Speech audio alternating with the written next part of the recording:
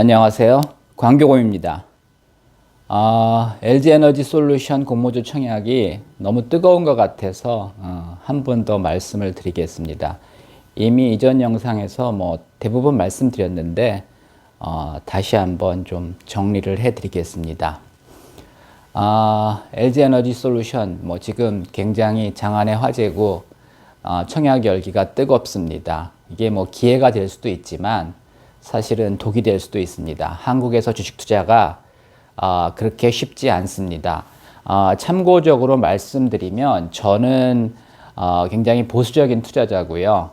그 다음에 굉장히 그 펀더멘탈을 중요하는 수급이나 재료, 모멘텀 이런 거를 중요하는 투자자가 아니라 한마디로 말해서 그 정통파 그 가치 투자자에 가깝습니다. 하지만 가치 투자만 하지는 않지만 하여튼 그 펀더멘탈리스트에 가깝습니다. 그래서 이제 공격적인 투자자들한테는 좀 맞지 않는 그런 투자 의견일 수도 있습니다. 일단 오늘이죠. 17일까지 계좌를 개설해야지 청약이 가능합니다. 내일 모레 그 계좌 개설하면 안 됩니다. 여러 증권사에서 하는데요. 일단 KB 대신 신한이 유리합니다. 어디가 더 유리할지는 알 수 없습니다. 왜냐하면 제 예상은 현재까지는 신한이 유리한데 지금 신한 쪽으로 이제 계좌 개설이 폭증하고 있고요. 모바일로도 가능합니다. 그러다 보니까 이제 지금 계좌 개설이 굉장히 활발합니다. 그래서 한국경제신문에 보면은 한 4, 5주도 가능하다 이렇게 얘기하는데 제가 볼 때는 지금 계좌 개설이 굉장히 많이 늘고 있기 때문에 그 균등 배정만 신청할 경우에는 한 2, 3주 정도 가능할 겁니다. 청약은 18, 19일 청약입니다. 이제 균등하고 비례가 있는데 이게 이제 따로 청약하는 게 아니라 하나 청약하면 둘 다 됩니다. 근데 이제 균등은 10주만 청약하면 일단 한 주라도 준답니다. 근데 이제 청약자 수가 너무 많으면 한 주도 못 받는 증권사도 있습니다. 증권사별로 이제 경쟁률이 다르고 청약자 수가 다르기 때문에 좀 다를 수 있습니다. 그래서 이제 일단 여러분들이 가장 관심 있는 균등 배정은 10주만 청약하면 한 주에 30만 원이고 그 증거금이 50%니까 이제 150만 원이 필요한 거죠. 그래서 이제 150만 원 넣고 10주를 청약하면 그 청약자 수에 따라서 다르지만은 기본적으로 이제 한두 주 준다는 겁니다. 제가 볼 때 이제 KB 대신 신한 같은 경우는 적어도 한 주는 줄 거고요. 나머지 증권사는 배정 물량이 적기 때문에 한 주도 못 받는 사람이 나올 수도 있습니다. 그래서 일단 예를 들어 이제 배정 물량이 그 10만 주고 청약자가 20만 명이다. 그러면 0.5주잖아요. 근데 이제 0.5주를 줄 수는 없으니까 추첨해서 어떤 사람은 한 주, 어떤 사람은 0주를 받게 되는 겁니다. 그 다음에 이제 비례 배정은 경쟁률대로 주는 겁니다. 그래서 경쟁률이 저는 이제 100대 1 내외로 보기 때문에 이제 100주라는 거를 이제 말씀드리는 겁니다. 200대 1이 될 수도 있고 50대 1이 될 수도 있는데 일단은 저는 경쟁률이 한 100대 1 정도 100대 1 내외 되지 않을까. 그래서 이제 100대 1이라는 가정하에 100주를 청약하면 한 주를 줍니다. 근데 90몇 주 낮줄은 안 되죠. 그러니까 90주를 청약하면 못 받을 수도 있다. 이제 이런 말씀입니다. 그리고 이제 1000주를 청약하면 100대 1일 경우 10주를 받지만 200대 1일 경우 이제 5주를 받는 겁니다. 그러니까 비례 배정은 하여튼 증거금이 많아야지 많이 받을 수 있는 이런 구조입니다. 그리고 이제 요번에 청약은 이제 균등이 많을 거고요. 최근에 이제 주식을 새로 하시는 분들이 많아가지고 계좌 개설 새로 해가지고 이제 새로 하기 때문에 그 자산가들은 이거를 이제 중심으로 청약을 하셔야 되고 150만 원밖에 없는 분들은 이제 여기만 청약하셔야 됩니다. 그리고 이제 네이버 지식인을 통하여 이제 저한테 그런 질문을 많이 합니다. 20주 청약 300만 원 청약하면 더 받나요? 일단 균등은 10주만 청약하면 똑같습니다. 그리고 경쟁률이 이제 100대 1이라고 생각했을 경우 100주를 청약하면 여기서 한 주 더 받지만 10주 청약 100대 1일 경우 10주 청약 하나, 20주 청약 하나, 30주 청약 하나 똑같이 나눠집니다. 그게 이제 균등 배정의 원리입니다. 주가가 어느 정도 갈지는 저도 모릅니다. 근데 이제 좀 그 실적을 분석해 보면은 일단 2021년 아직 실적이 확정된 건 아닌데 대충 이제 그 트렌드를 분석해 보면 매출은 한 18, 19조, 순이익은 한 1조 내외 난 것 같고요. 이제 자기 자본은 한 10조 정도가 됩니다. 그리고 이제 2022년 예상은 매출은 뭐 알 수 없지만 하여튼 일단 대충 가정해 보면 23, 4조 충분히 가능할 것 같고요. 뭐 그 이상일 수도 있습니다. 순이익은 뭐 한 2조 내외 가능할 걸로 봅니다. 그리고 이제 자본 총계는 요번에 이제 10조 2천억이 회사로 들어오기 때문에 뭐 적어도 20조 내외가 됩니다. 그래서 이제 예상 주가를 50만 원으로 놓고 50만 원 간다는 게 아니라 하여튼 뭐 일단은 그 가정을 했습니다. 50만 원일 경우 시총은 117조가 되고요. PER은 60배, PBR은 6배입니다. 지금 삼성전자 PER이 한 15배 정도고요. PBR이 1.7배입니다. 그래서 뭐 삼성전자보다 높게 평가되는 건 맞는데 이게 이제 초기 단계 회사이기 때문에 뭐 초기 단계에는 좀 앞으로 성장성을 고려해서 사실 삼성전자보다는 이쪽에 이제 앞으로 성장률은 더 높죠. 그래서 이제 높은 PER을 줄 수가 있습니다.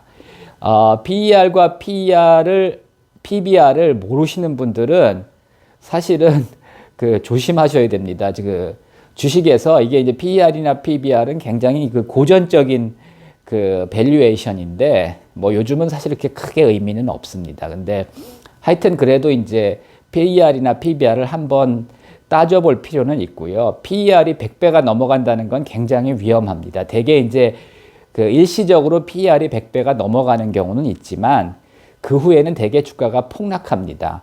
카카오페이나 카카오뱅크 보셔도 뭐 결국은 그 주가라는 게 일단은 그 특히 이제 그 신규 IPO 같은 경우는 처음에는 사자가 많고 팔자가 별로 없기 때문에 주가가 버블이 생깁니다. 그래서 이제 주가가 그런 이제 실적에 관계없이 오를 수가 있지만 결국 그 주식이라는 거는 매일 거래가 됩니다. 그래서 조금 비싸면 그 공매도도 나오고 이제 팔자가 나오고 조금 싸면 또 사자가 나오고 그래서 계속 거래가 되기 때문에 사실은 기대와 꿈과 수급만 가지고 주가가 유지되기가 어렵습니다. 결국은 이제 펀더멘탈대로 갈 수밖에 없습니다. 그래서 저는 아까 이제 처음에 말씀드렸듯이 펀더멘탈리스트죠. 그래서 주가가 이제 펀더멘탈로 갈 수밖에 없다는 거고, 단기적으로는 뭐 PER 100배, PBR 10배도 갈 수 있습니다. 근데 그런 경우에는 결국은 이제 하방 압력이 작용하면서 주가가 하락할 수밖에 없다는 거고요. 그 다음에 이제 DCF라는 게 있는데 이거는 앞으로 벌 돈을 그 평균 조달 비용으로 이제 디스카운트 하는 겁니다. 그래서 이제 그 가장 사실은 합리적인 방법이긴 한데 이게 좀 그 내용도 어렵고 계산하기도 뭐 좀 어렵고 또 이제 그 추정하는 사람에 따라서 이제 실적이 왔다 갔다 할 수가 있습니다. 그래서 이제 그 DCF를 쉽게 얘기하면 앞으로 벌 돈을 그 조달 비용 금리로 이제 나누는 거죠. 그래서 이제 이렇게 계산을 하는데 왜 이렇게 주가가 뭐 어떤 사람은 30만 원, 어떤 사람은 70만 원 이렇게 이제 차이가 많이 나느냐? 사실은 이 업종이 앞으로 이제 DCF로 해석을 하면 굉장히 그 설득이 됩니다. 그러니까 PER로는 뭐 크게 변동이 없죠. PBR로도 크게 변동이 없는데 DCF라는 거는 미래의 벌돈들 뭐 22년, 23년, 24년, 25년 이렇게 쭉 계산을 해봅니다. 물론 아무도 모르죠. 근데 이제 추정을 해봅니다. 그리고 이제 평균 조달 비용으로 나눠보면은 이게 이제 기대가 다르기 때문에 그 DCF로 하면은 이게 이제 그 밸류가 상당히 차이가 나고요. 뭐 주가도 실제로는 이렇게 움직입니다. 이렇게 PER이라는 것은 매일매일 변하지 않거든요. 왜냐하면 기업 순이익이 변해야 되는데 매일매일 변하지 않고 PBR이라는 건 자본 총계가 변해야 되는데 그렇게 크게 변하지 않습니다. 그러니까 PER이나 PBR은 매일매일 그렇게 차이가 나지 않습니다. 물론 이제 분기별로 연간으로는 차이가 납니다. 하지만 DCF는 이건 이제 미래 현금 흐름 기대이기 때문에 뭐 기대가 굉장히 왔다 갔다 할 수 있습니다. 그리고 이제 주가도 이렇게 왔다 갔다 할 수 있습니다. 그래서 제가 나중에 이제 시간 되면은 DCF를 한번 설명을 해 드리겠습니다. 근데 이런 그 개념으로 이제 접근을 하면 뭐 사실 30만 원도 가능하고 50만 원도 가능하고 70만 원도 가능하다는 겁니다. 그래서 일단은 공모주는 크게 리스크는 없습니다. 뭐 여기 이제 균등으로 뭐 한 두세 주 받고 비례로 뭐 좀 더 받아서 30만 원에 받아서 제가 볼 때는 뭐 4, 50만 원엔 충분히 팔 수 있을 겁니다. 근데 이제 이게 버블이 생길 경우에 추격 매수하시는 분들이 있습니다. 그래서 이게 뭐 사실 대박 아니거든요. 왜냐하면 주가가 많이 오르더라도 내가 보유하고 있는 주식이 얼마 안 되기 때문에, 그리고 이제 그 LG 에너지 솔루션 그 직원들 같은 경우는 한 뭐 1000주 내외로 받는다고 합니다. 그러면 사실은 굉장히 의미가 있죠. 왜냐하면 이제 3억에 사서 1000주라고 생각했을 경우 3억에 사서 이게 5억이 될 수도 있고 7억이 될 수도 있습니다. 그래서 이제 그 직원들은 1년간 이제 락합이 걸려 있어서 보호 예수가 되어 있기 때문에 팔지는 못합니다. 반면에 이제 투자자들은 뭐 몇 주 안 되는데 많이 올라도 사실 크게 의미 없습니다. 그래서 물론 이제 비례로 많이 받으시는 분들은 조금 의미가 있을 수도 있겠죠. 그래서 이게 이제 대박은 아니고 그냥 용돈 좀 벌 수 있는 그런 수준입니다.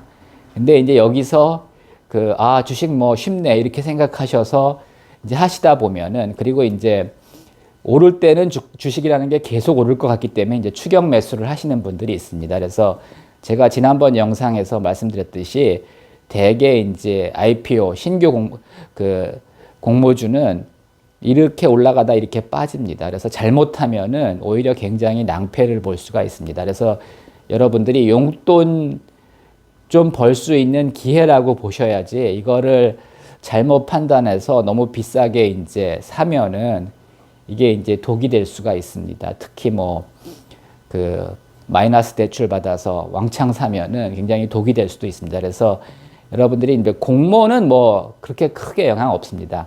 이게 이제 공모는 아파트 청약하는 거랑 똑같습니다. 뭐 분양가가 비싸서 그 마이너스 P가 되는 경우도 없는 건 아니지만, 물론 공모주도 그런 경우 있습니다. 마이너스가 되는, 공모가 아래로 내려오는 경우가 있긴 있습니다. 근데 이제 그런 경우는 흔하지 않기 때문에 공모 자체는 크게 리스크가 없습니다. 근데 이제 상장 후에 주가가 많이 오른 다음에 잘못 사면 독이 될 수도 있습니다. 그래서 조심하시기 바랍니다. 일단 오늘까지 계좌 개설하셔야 되고요. 18, 19일 날. 그리고 이제 여러 증권사에 청약하시는 분들이 있는데 과거에는 가능했습니다. 근데 지금은 한 곳만 가능하고요. 예를 들어 뭐 이렇게 할 수는 있습니다. 계좌는 여러 군데 터놓고 경쟁률 이제 19일 날 경쟁률 체크하면서 낮은 대로 청약을 넣을 수가 있는데, 사실은 이제 막판에 몰리면서 이제 청약을 뭐 많이 해보신 분들은 알겠지만은 4시 마감인데 3시 이후에 갑자기 한쪽으로 몰리는 경우가 있습니다. 그래서 3시 경쟁률도 사실 믿을 게 못 됩니다. 그래서 여러분들이 뭐 계좌 여러 개 터놓고 그냥 경쟁률 봐가면서 청약할 수는 있지만 그렇게 크게 실익은 없습니다. 그래서 오히려 셀 것으로 예상했던 곳이 약할 수도 있고 약한 것으로 예상했던 곳이 셀 수도 있습니다. 그래서 여러분들이 일단은 물량이 많은 KB 대신 신한이 유리하고요. 그냥 소신껏 하시는 게 좋습니다. 그리고 이제 기존 계좌가 있으면 그냥 기존 계좌로 하시기 바랍니다. 괜히 뭐 바쁜데 여기 가서 계좌 트고 저기 가서 계좌 트고 그래봤자 뭐 몇 주 안 나옵니다. 네, 참고하시기 바랍니다.